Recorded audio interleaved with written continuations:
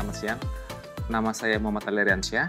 Saya berperan sebagai direktur di PT Abu Bastik, yang mana PT Abu Bastik ini bergerak di industri F&B, makanan dan minuman.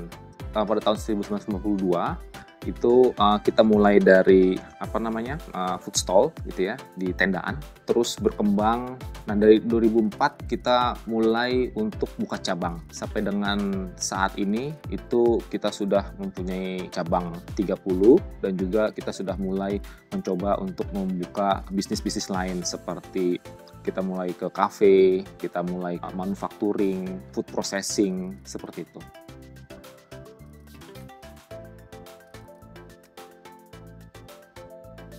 Sejak Abuba berdiri ya karena sistemnya itu keluarga, jadi ya pencatatan biasa lah ya, pencatatannya masih konvensional. Awalnya yang tadi pembukuan manual hanya menggunakan catatan, udah gitu kita pindah ke contoh misalnya kayak Excel ataupun spreadsheet. Dari situ kita juga masih melihat ada beberapa kekurangan-kekurangan yang perlu kita improve, perlu kita perbaiki.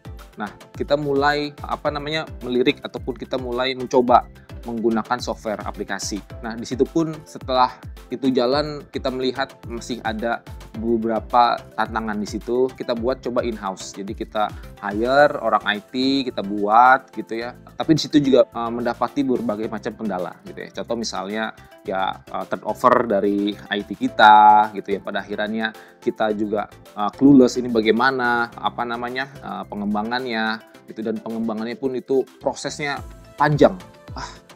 Capek nih kita dengan yang custom. Kita beli jadi aja deh software yang sudah ada di pasaran brand lokal. Itu pun kita melihat mendapati beberapa challenge yang kita rasakan masih belum bisa mengakomodir kebutuhan kita, dikarenakan ya integrasinya masih belum sempurna. Jadi baru beberapa bagian saja, contoh misalnya ini accounting saja gitu ya, tidak terintegrasi dengan contoh misalnya dengan manufacturing, tidak terintegrasi dengan contoh misalnya project, pekerjaan-pekerjaan harian gitu ya, dan tidak terintegrasi dengan hal-hal yang lain yang sekarang kita rasakan yang di ERP yang sekarang kita pakai. Sebetulnya yang kita butuhkan dari sebuah software ERP itu, satu, kita butuh yang pertama itu terintegrasi. Terusnya user friendly itu juga itu penting. Nah, ini yang kita dapati di software Odoo, ini user friendly. Jadi step-stepnya mudah. Nah, udah begitu juga dari cost, menurut saya ini worth it gitu ya. Maksudnya nggak overprice gitu.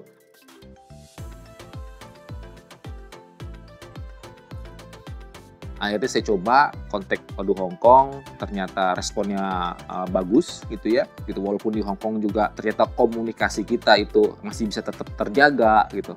Tim dari Hong Kong itu bantu apabila memang kita ada kendala. Kalau misalnya tim Hong Kong masih belum bisa memecahkan solusi, dia akan scale up gitu ya. Dia akan naikin ke tim technical yang ada di Belgium. Odoo punya akun demo. Jadi sebelum saya implementasikan, itu saya demo dulu gitu. Kita sudah tahu nih feel-nya itu kayak gimana gitu. Jadi pada saat implementasi itu bisa jadi jauh lebih smooth dibandingkan dengan yang ERP yang lain.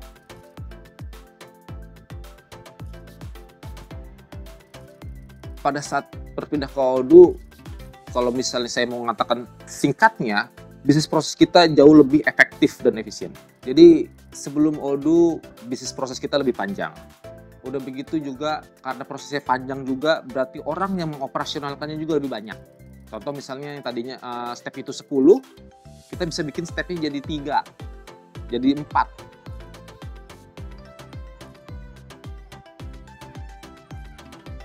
Kira kalau tidak ada Odoo, kebijakan WFH itu akan sangat merepotkan untuk kita.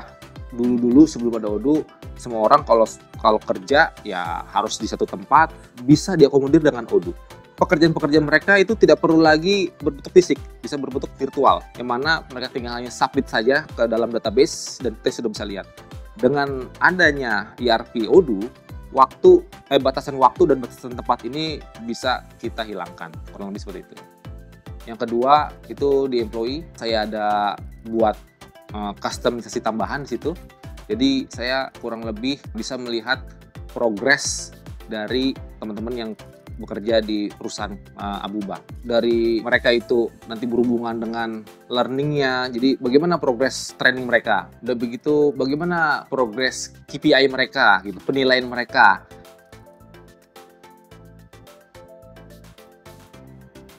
Pada saat kita mengambil sebuah keputusan, pasti nggak mungkin keputusan kita kan pakai perasaan gitu ya. Pasti harus berdasarkan data yang berkualitas. Data yang berkualitas ini juga penting agar pada akhirnya nanti kita bisa mengambil keputusan yang berkualitas juga. Penting nggak ini Odoo ERP ini untuk bisa membantu kita mengambil keputusan? Sangat amat penting, sangat amat membantu gitu.